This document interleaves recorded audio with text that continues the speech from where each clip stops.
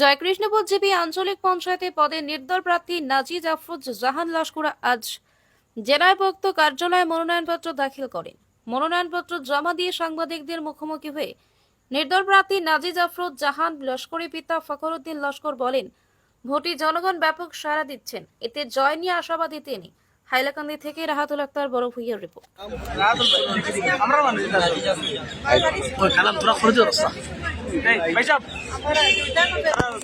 আচ্ছা, তো রাজনীতিত মানুষের বহুত আশা প্রত্যাশা থাকে ক্যান্ডিডেট লইয়া আপনার জিতাই, তো কিতা জিপিত কিতা মানে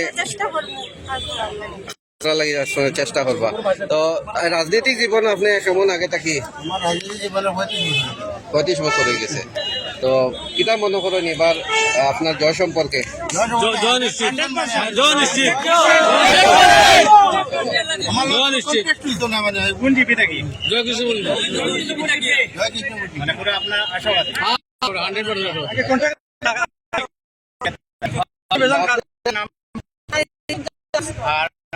একদম জিতার পরে আপনি যদি জিতেন জয়ী হন, তারপরে প্রথম মানে আপনার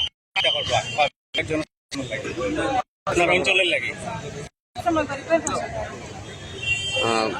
ঠিক আছে, আমরা দেখলাম যে আমাদের আমরা গরিব জনসাধারণের সেবা শুশ্রূষা, রাস্তাঘাট, এর মাঝে গরিবর যেইভাবে ইন্দিরা আবাসগুলা সুন্দর হিসাবে বর্তন করা হয় সেইগুলা দেখলাম।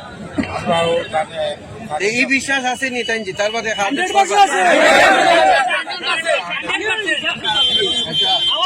আশাবাদী আমরা এই ঠিক আছে।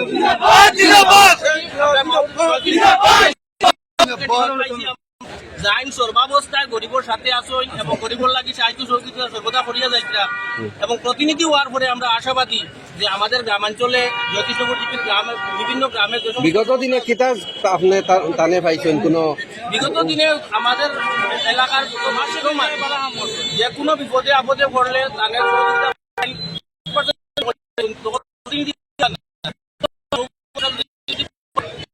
100% উপকার।